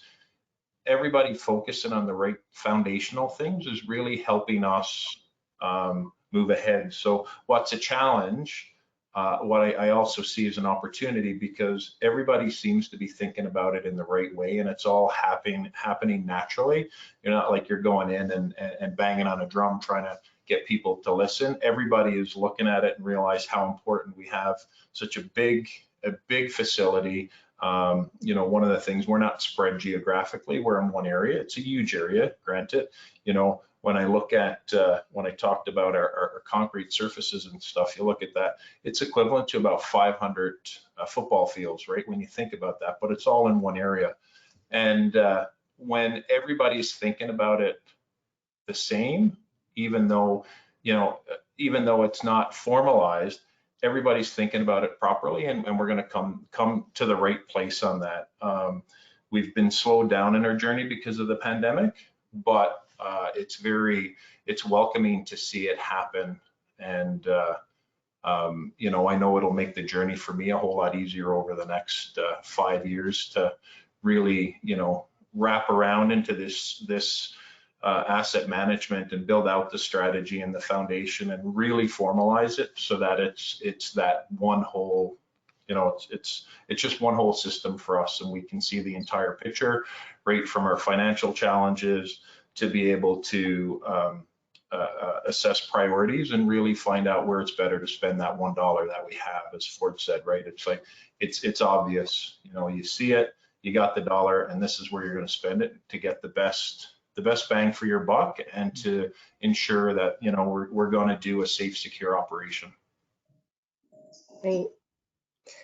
And then Chad, I know that ONTC is also starting and embarking their asset management journey. And also, as the executive sponsor for that, what is your anticipated challenges that you're expecting to overcome? Before you get into that, Chad, I'd just like to add an undertone question that's come in from the audience there. And Fort had mentioned it as well, but the question is, how do you manage time from your asset experts, which is needed to put into an asset management change, even if it's big or small, when those individuals are already really busy? So they're already, so that you're now giving them another hat. Oh, by the way, can you be my asset management champion, or can you do this extra job? How do you manage that as well? Because that's a question from the audience. Is that for me, James? No, well, I'll let Chad talk about his challenges, but I think, Chad, if you're embarking on your journey there, Chad, then you're probably dealing with this challenge right now, where asset experts are needed is part of that, but it's also on top of their day job, and that's the question from the audience. Yeah, that's a really good timely question, actually. I mean, the challenge I was gonna discuss was certainly about looking forward and trying to plan a way to change ingrained practices of employees. And like this question that just came in, I'm thinking about, for example, our asset maintainers, our track maintainers, who during you know, about a 6-month period of the year, every year, are working on maintaining the track. I mean, they have new mechanical tools for doing it. As years go by, the equipment gets more advanced. However, what this group is not necessarily doing is doing technology data entry about the work they're performing, you know, in real time or in near real time. And the challenge, I mean, the challenge we're going to be faced with, and we've already started to talk about it, is really a change management effort on how these people do their job. It's a little bit about shifting from a reactive to a proactive mindset, and not just dealing in what's broken that needs to be fixed, more of a shift to preventive maintenance. But at the same time, in order to have that valuable asset list, that asset information system, we're going to have pretty close to real-time condition and information about work order and maintenance jobs that are getting done. These folks that are in the field are not today using technology during their work. They maybe at the end or at the start they're punching in, or they're entering some information, but it's largely manual. And we're going to be requiring them to shift to something more digital. Picture them in a remote location, in a railway setting, probably not a cellular signal, because there's not necessarily that everywhere. And we're going to be asking them to use some kind of a mobile device to enter data about the asset they're working on today. So that's a change management effort. And you know, how do we overcome that? What we've started to do and consider, we have some things going for us already. Fortunately, and similar to what Isabel mentioned, was Ontario Northland has been going through a transformation period for 5 or 6 years now. So we've kind of started to condition the organization for change. And a lot of that has been around technology. And now it's about assets and technology. So that's kind of in the background already. But what we feel is going to be really important and effective is early communication, frequent communication about what are the expectations, what are the benefits, and that you'll have training, you'll have support along the way. And it's interesting because when we ask our employees, and we do take an opportunity to ask them from time to time, what are the biggest pain points and what are the troubles you have with how you do your job? And it's kind of it becomes a bit of a circular way to get back to the same thing I started with. They work in a reactive way, and it's difficult to plan, and they're under pressure, and it takes longer than they expect. So, we believe that asset management, effective asset management, proactive preventive maintenance routines, and entering data in closer to real time so that we have decision-making information at our fingertips is a way to overcome that.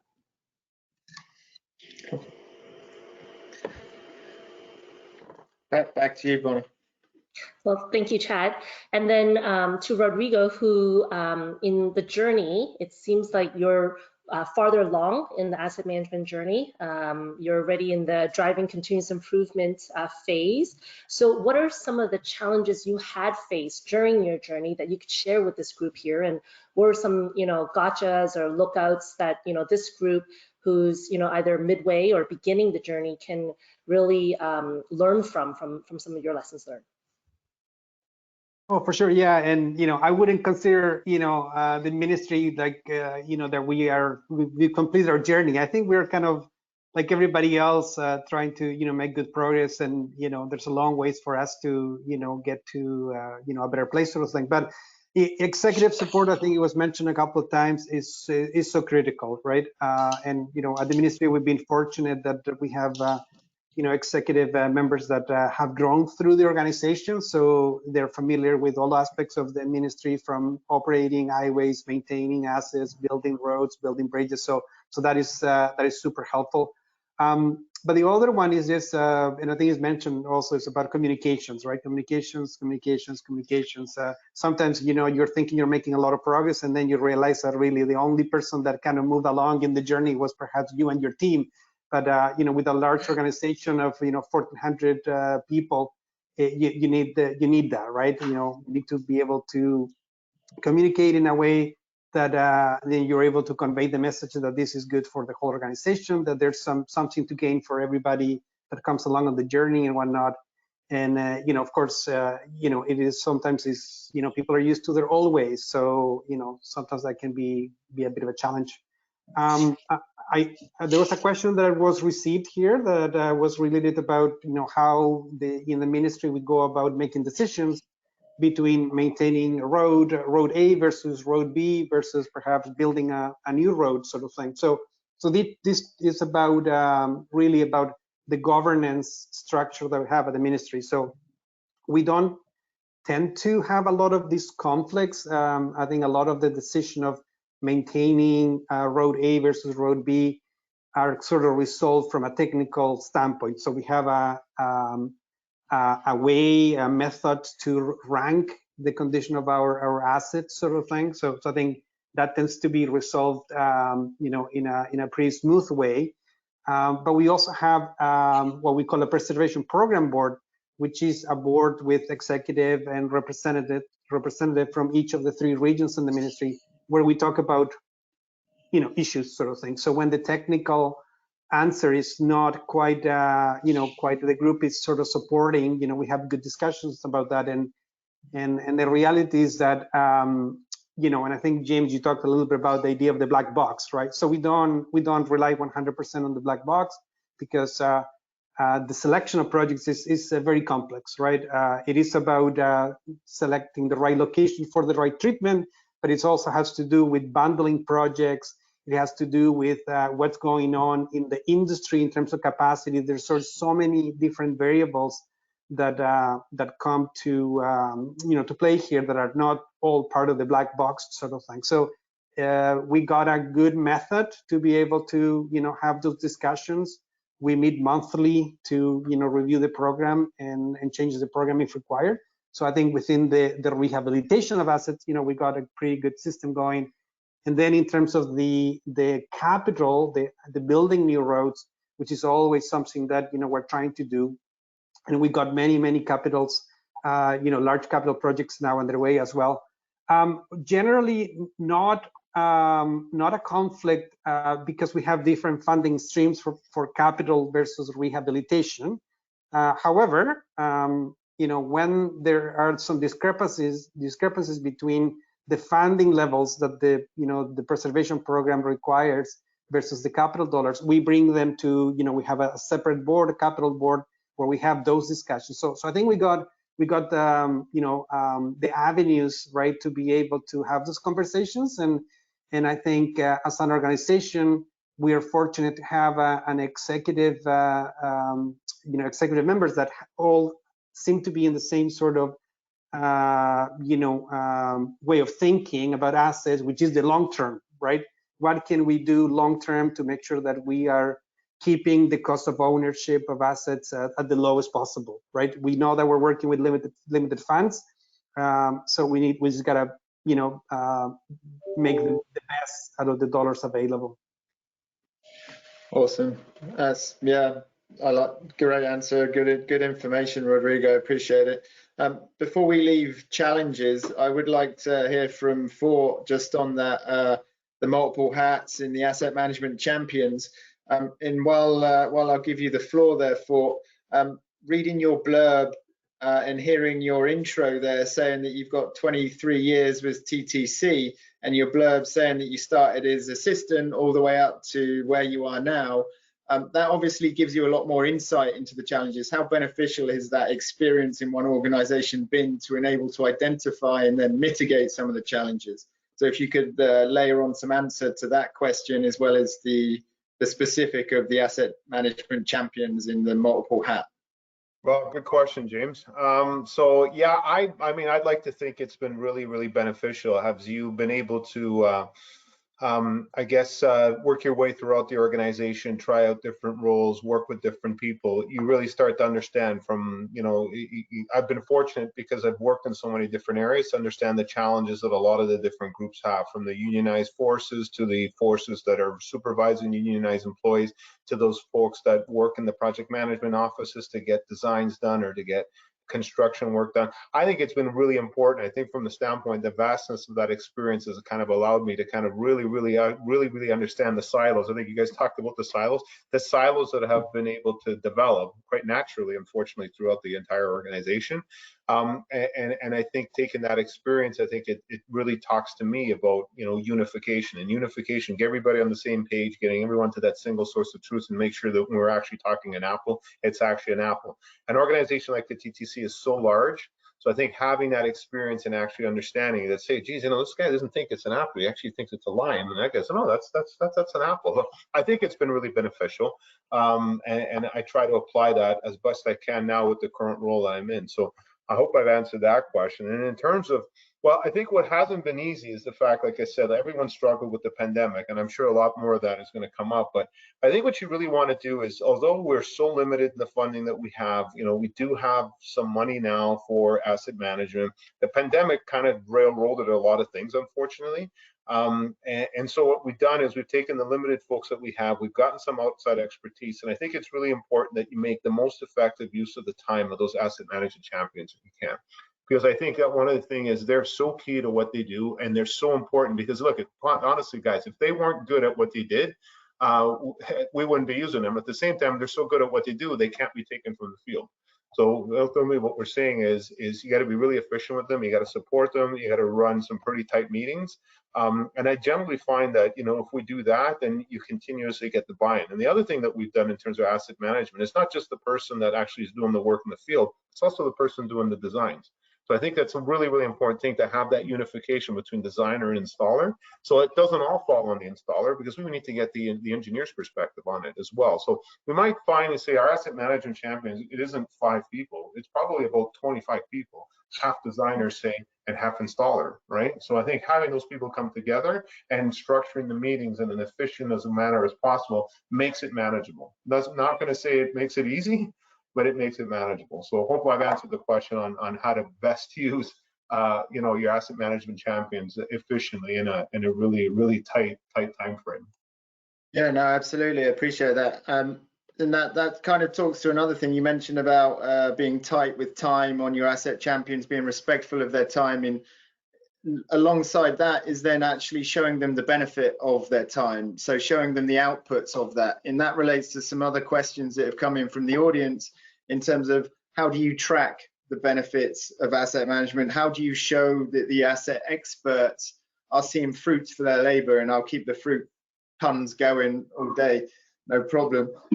So maybe as we move into the next set of questions, which is really how COVID has impacted you, if you can keep in mind maybe how you track the impact of that, of those issues, how you're showing benefits, how you're showing progress. So KPIs, levels of service, things like that are going to start coming into the conversation there, I think. And that's really the next piece that we wanted to touch on. So COVID-19, obviously the pandemic's affected us all, but in terms of transportation, it's been pretty huge. So I guess maybe Isabel, in terms of primarily passenger-based ridership before, without the industry aspect, you've probably been hit really hard. So what have been the challenges? How have you been hit? How are you dealing with it? And how are you seeing any opportunities? Like Fort had mentioned, less people on the roads, you can get more road work done. Rodrigo's probably seen similar. So let's start. And I will not go into that, but just remind you as well that we lived the blockage just a month before the pandemic. So for us, 2020 is kind of to forget. But we learned a lot from it, I would say. You know, like when everybody was on pause, our ridership dropped by 95%. We still have some routes that are closed, but for sure, I mean, we adapt. We are an essential service, so we were entitled to continue to provide services.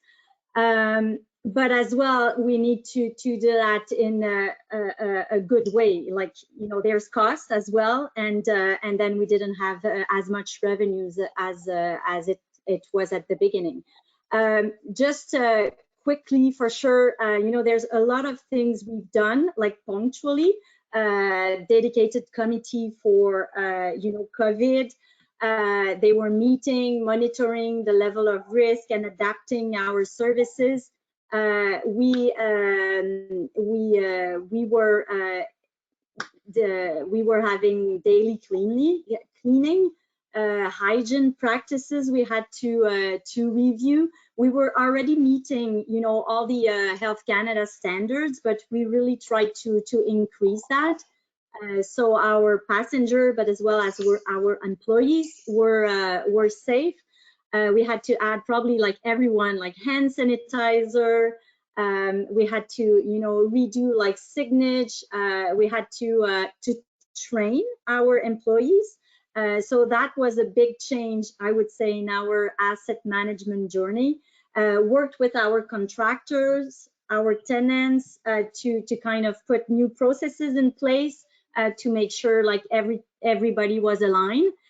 We didn't talk a lot about this during the panel, but we had as well increased our telework policy. So all our employees, when they could, when their duties allowed it, they were working from home. So that brought another layer, I would say, on top of that. So, but also I want to talk about really, you know, what it allows us, because I mean, there's a lot of negative, there's a lot of challenges, a lot of new work load, but we were able to continue our journey, like our modernization program. We were able to continue that. In our station, we were able to ease and sometimes to fast track some works because we didn't have passenger in our station. So we were able to do painting, to like major construction that would have an impact usually on our customer. And we launched as well a kind of workplace new reality to change and to rethink the workplace adapted to the new reality based on collaborative approach, because I think that changed a lot as well during COVID.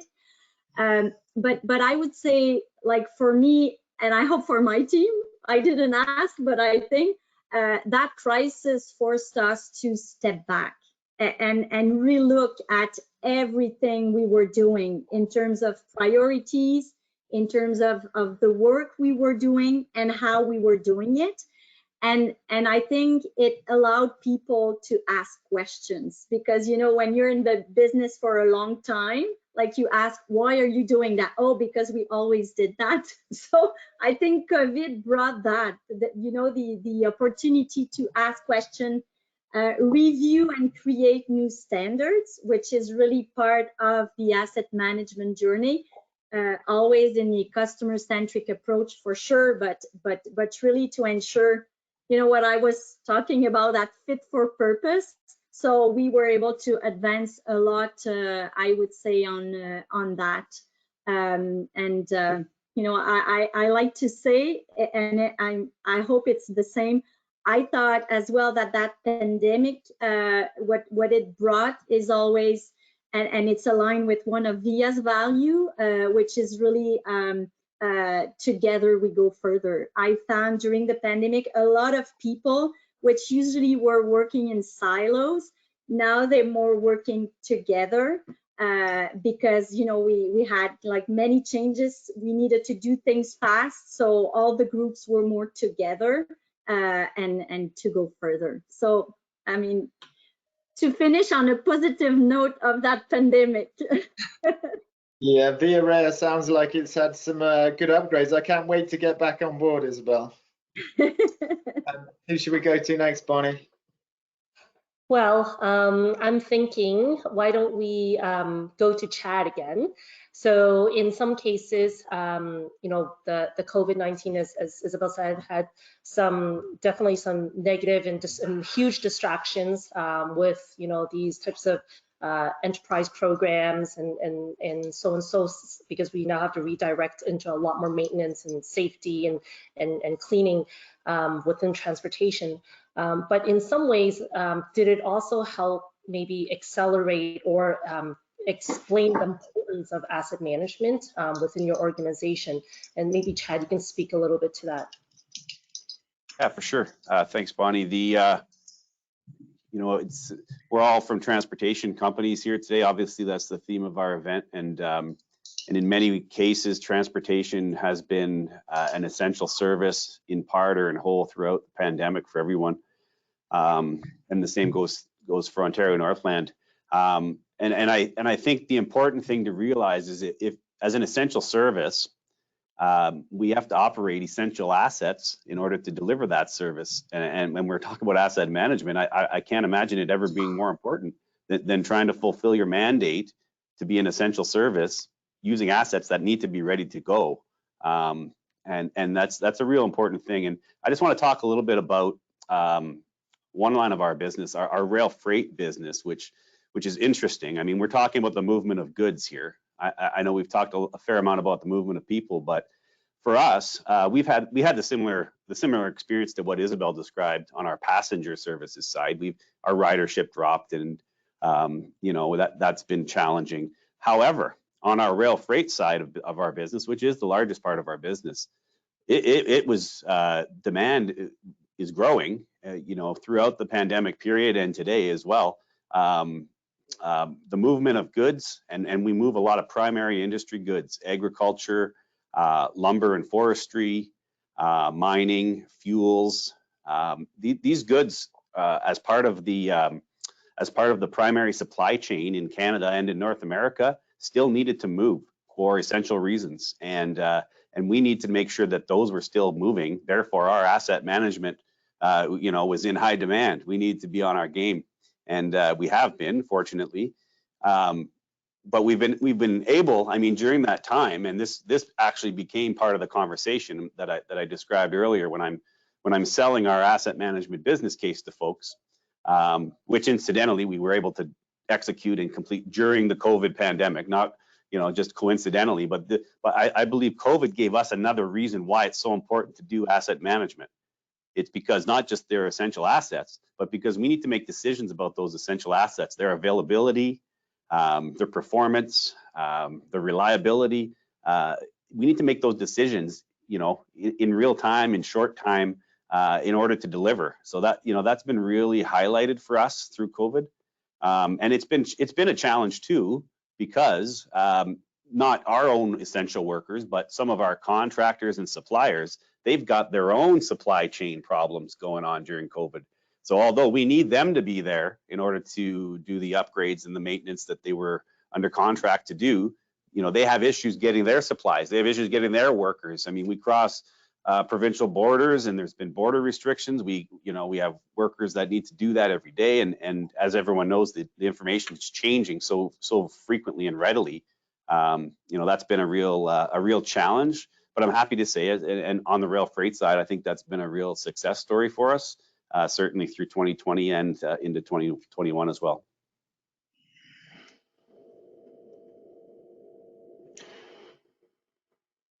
Sorry, I was muted. Great, Chad. And I think, we started off talking about the importance of single source of truth and having good data and making great decision making. And often I'm seeing, especially with the pandemic, you want that information even more so to be able to make those decisive decisions. And Fort, just wanted to also ask you, there's a lot of challenges with, commuter transit. What were some of the asset management tasks did you wish you had completed before COVID hit? So Bonnie, I would say that asset hierarchy was really, really important. We don't span the large amounts of kilometers that Rodrigo does, but we do span pretty much the entire city of Toronto. And just little things like bus hoists or water tank heaters or building boilers. And it sounds really, really trivial, but like water tank heaters, without really going through the laborious process of trying to know whose asset is that? Does that asset belong to the plumber? Does that asset belong to the garage? Who does that asset belong to? So I think having gone through the asset hierarchy, I thought was really key. I would have done it. So two things: I would have done the asset hierarchy exercise before the pandemic, and I would have reached out for help to kind of guide us through this journey before the pandemic. We started doing it just as the pandemic hit. So, and I think getting the right person is very important as well, right? So I think those are the two things I would say, Bonnie, that I wish we could have started before the pandemic, but hey, the pandemic hit, we did what we could, and all things considered, I'm really, really happy with the work that we've done since the pandemic hit, despite the challenges. Great. And Rob, how did the pandemic impact your asset management journey? I would have to say the biggest impact was financial, for sure. I mean, if I could sum up sort of the impacts that it had, we've seen a decrease in passengers. In 2019, we processed 18 million passengers. In 2020, during COVID, it was 5.7 million passengers. And in 2021, we anticipate a drop again down to 5.1 million. So, to see that our revenues decreased, I believe, was about 62%. So, one of the direct impacts to that, we went from a capital program that was budgeted for $90 million, and now it's been decreased to 30 million. So just what you get to put in. So we really had to make a conscious decision to we've moved to a break-fix model, which really slows down our asset management journey. It's where we don't want to be. And as essential service, right, we were one of the 3 airports that could land international flights. So we had to remain open. And to operate that facility, whether there was 1 passenger or 18 million passengers, it's still the same cost. So we really quickly had to figure out, how do we reduce down our footprint? And we closed some of the facility. You'll walk through now and you'll see some of the concourse closed and places that aren't used.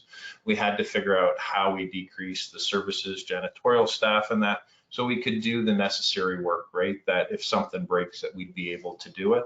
And the other big part of the impact that we had, we let 1/3 of our staff go. And just that decrease alone from the head count made everybody else super busy. And it took our foot off the pedal on some of the things that we need to do from an asset management perspective and get us there. So I've really shifted my thinking to look further out. How do we do the critical stuff that we do now? Make sure the things that we have been doing, we're doing really, really well. And, look at that vision, maybe 3 to 5 years, because we don't anticipate to see growth numbers back at least 5 years from what the pandemic has impacted us by. So that's a pretty large journey. I mean, if you want to look at where we went basically overnight, we went back to I think it was late 1980s, early 1990s numbers practically overnight, right? So it really impacted it. So it's trying to chart that journey out now to match our financial situation that we will be in as we go forward. So it's almost like starting over again, but coming off of having the buy-in from a lot of the organization. So yeah, I guess you'd say it slowed us down, but it made us realize just how important having reliable and efficient assets, and the equipment that keeps the airport able to be that sort of hub of Calgary, because it's really one of the major parts where we move passengers and we move a lot of cargo as well. We did see some increases in our cargo business, which was really, really good. But whether it's a cargo jet landing or a passenger jet, you still need the runway, right? So we've still got to maintain it. And we've really focused our $30 million in capital on the really high value things that we can do right now. Great. And, hearing what you're saying, the financial impacts, because, in an industry where it's severely impacted by ridership in the transportation industry, I think that's something that, we're seeing globally. And when you look at mature asset management practices, it's all about, having evidence-based decision-making to balance those risks, the cost, and the performance of asset. So having, that information to make those decisions is incredibly important. So I want to also hear from Rodrigo, and what have you seen through this pandemic? Yeah, thank you. Yeah, it was so it was about a year ago. Our traffic volumes went down by about 50%. So fairly significant across the province, and yeah, obviously nobody was expecting anything like this. So there's a lot of the need for information goes up, right? Everybody wants to understand what is going on with traffic volumes. How are things changing out there? But we were able to adapt to that fairly quickly. Maintenance in British Columbia is done by maintenance contractors, so it's not done by the ministry.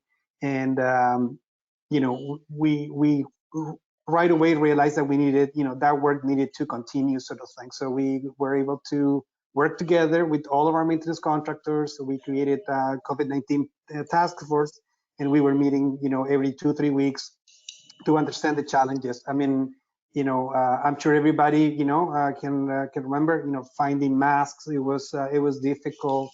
Finding hand sanitizer was difficult. And these were the very things that, our maintenance contractors needed to continue to work, sort of thing. So, but we were able to work through all of that. Then we rolled into the winter, and then that becomes even more critical, that maintenance, or continues, sort of thing, right? So you can think about, one of our, maintenance yards being impacted by an outbreak. All of a sudden, you don't have snowplow operators that can plow the roads. Where do you find, people that can jump on a plow and do it, right? I mean, I know some of the ministry staff were volunteering to do it, right?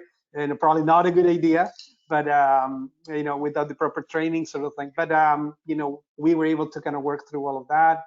The contractors were able to put COVID-19 processes in place that prevented any significant outbreaks, sort of thing. So it was a lot of planning in organization, a bit of luck, but we were able to kind of do pretty well. I'm going to jump to one of the questions that was submitted here. That was about the use of design build for rehabilitation projects as opposed to the traditional design bid build. And is it possible? Yeah, absolutely. I think we looked at each project, and we look at the best kind of procurement process method to tender project. We have a lot of experience with a variety of procurement processes, from P3s to the traditional methods, sort of thing. One of the challenges that we have in British Columbia is a lot of our bridge inventory is reaching the end of service life. The rest of Canada has seen it already. A lot of the bridges built in the 50s and the 60s are coming to the end of service life. We're going to have to be replacing a lot of bridges. One of the things for us to consider as the ministry is that we need to explore the best procurement methods to give us quick results, because this is going to be putting a big demand on our internal assets as well as the external assets from design and construction. So we're getting ready for that. And yes, absolutely, we're open to all kinds of ideas of how to do it better, how to do it cheaper, and how to do it more effectively. Thanks, Bonnie. I've got a follow-up question there, Rodrigo, and for everyone as well, but maybe it might be applicable to you. But Rodrigo first, with the reduced number of people using the roads, does that mean your roads are going to live longer? Does that mean all your long-term planning is now going to change dramatically, and you're going to have way more money than you thought you needed? Yeah, definitely has an impact on the life of the roads. What we also experienced was a significant increase in the truck traffic, and in terms of the life of roads, it's really about the heavy vehicles. So from that perspective, maybe it's the opposite sort of thing. Maybe we're not going to see as long of a life for some of our pavements sort of thing. But by the summer of 2020, our traffic volumes were up to 100% or very close to 100% sort of thing. So I don't know that it was as significant, but for a short period of time, it did allow our contractors to be able to get more work done on the roads. We have a very short construction season in BC, especially in the north. So with a very sort of large and comprehensive capital and preservation program, for us, last year it was very critical to get all of the projects tender and the projects completed sort of thing, and we did pretty well. Everybody was working extra hard to make sure that it was all kind of done. Okay, and for maybe a quick comment from yourself on life of assets, and anyone else afterwards. Yeah, James, I think the short answer is yes, of course. Less trains, let's say, for example, on the rail, less trains on the rail, less wear on the rail. But I'd say the overall life expectancy is also a function of the quality of the maintenance that you do, the caliber of the people that do the maintenance. I also think into the single source of truth in terms of becoming better maintainers, I think is a pure function of asset management. So short answer is yes, but what we do with it and how we maintain it and how we manage it is also key. That's all part of the equation in my mind as part of asset life expectancy. Okay, and anyone else got a quick comment on that question? No, that's fine. So we got 5 minutes left. We did have one question, which was about what the Institute of Asset Management and organizations can do for you, but I don't think we've really got time to get stuck into that. I think we've got 5 minutes, so we've got 5 panelists. So what I'm thinking we do is that you've each got the floor for 1 minute, and you can talk about your journey, your goals, where you want to be, and anything else you want to leave is your takeaway to the audience. And we'll start in the order on my screen here. So Isabel.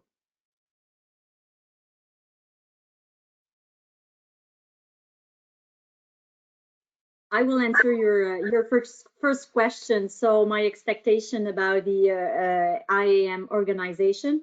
So for me, it's a trusted, recognized, and credible organization. I think you are there, and within the industry that can provide us with relevant data. Often when we are starting our journey, we're looking at comparable, who did that, benchmarking analysis, KPIs and stuff like that. So for me, and as well, like best practices, but where we are and give us guidelines. And again, it's what we've done today. So an organization that can offer trainings, seminars, workshop, a platform where we can meet people, we can discuss about our journey, create opportunity, build relationships, and it's really what we've done today. So thank you for that. Thank you. Chad, your minute starts now. All right, thanks a lot, James. I think something unique that I was thinking about that, that comes from an event like this. It's great to meet these other practitioners, Ontario Northland. I have a network of new contacts now, and I hope people in the audience too are aware a little bit more about Ontario Northland and what we do around asset management.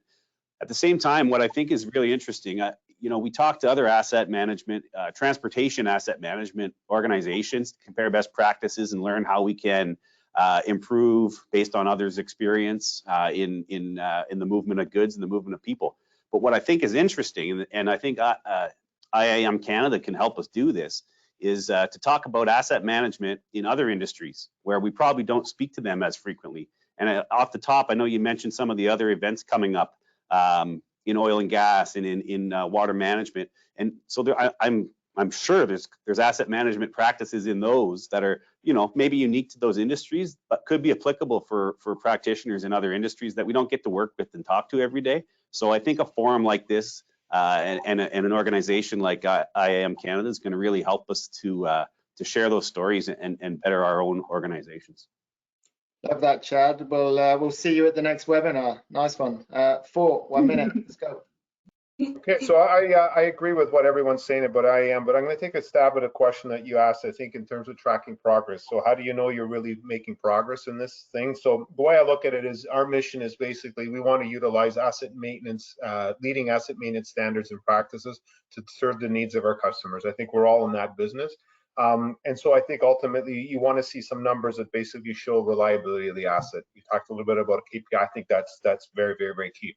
Then I also think that there's other benefits that asset management brings, and I think you can track progress by, I'll use the football analogy. Are you moving the chains, right? Are we starting, and do we have programs, and are we training our people? Are we empowering our people? Are we putting technology in the hands of our people? So I think, and are we investing in our people? So I think when people start seeing the technology is being put in their hands, whether it be through Samsung Tab A's or whatever the heck it is that we're using, that's progress. That's something that basically you can say, you know what, we didn't have this a year ago. We have this in our hands.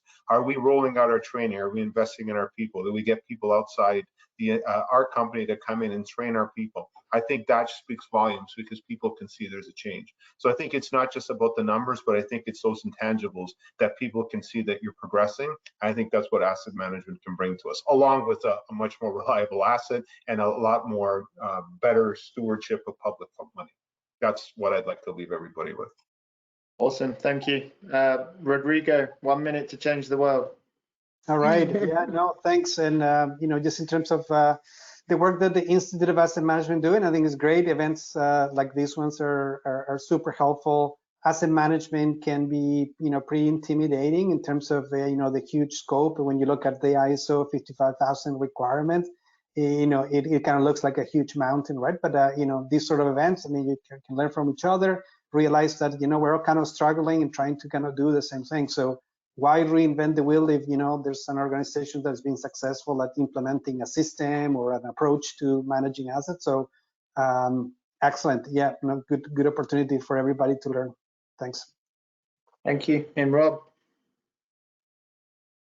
Oh, for me, it's more about not reinventing the wheel, right? As we go through our journeys and recognizing that you're not the only one in this position in the journey, which was a big thing for me. And I think IAM offers the opportunity for networking and guidance through this, which, for me is really important. And I think within the transportation side, there's a lot of synergies that people can feed off of, right? In terms of whether it's a passenger journey, which Isabel quite talked about a lot, and then the cargo aspect and the freight aspect of it with Chad's got a really big insight. So, all of those things and just being able to come together and talk about it and not fall down a hole that someone else already has, right? So I think that's incredibly valuable.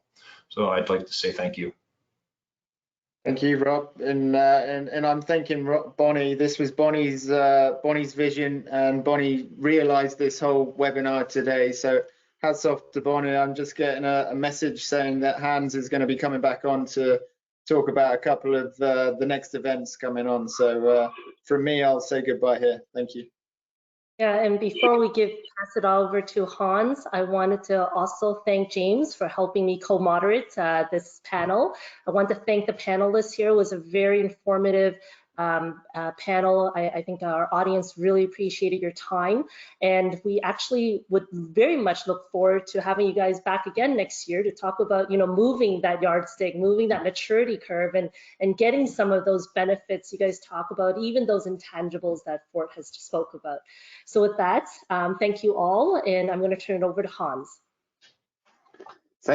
Thank you very much, Bonnie, and certainly very informative. I come from the housing sector, and as was mentioned, just in wrap up here, we can certainly learn a lot from each other, sort of cross-sectorial learning. So that's really enjoyed the session today. Thanks, everyone. I just want to bring everybody's attention to a couple events that I'd like to highlight. First of all, on May 18th. It's another North America event, and it's about modeling. The subject is modeling risk for decision making, and the speaker is going to be Stan Coleman, the Chief Technology Officer of Copperleaf.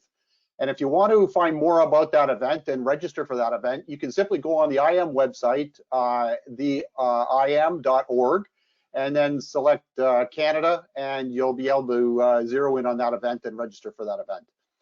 The second thing I'd like to bring everyone's attention to is the IAM UK conference. So this is an international conference in the UK. Obviously, it's going to be a virtual conference this year, and it's June 14th to the 16th. So again, you can go on to the IAM website and register for that as well. Should be very informative conference again this year. So those are the two events I'd like to bring to everyone's attention. Thank you very much, everyone, again, and be safe and have a good evening.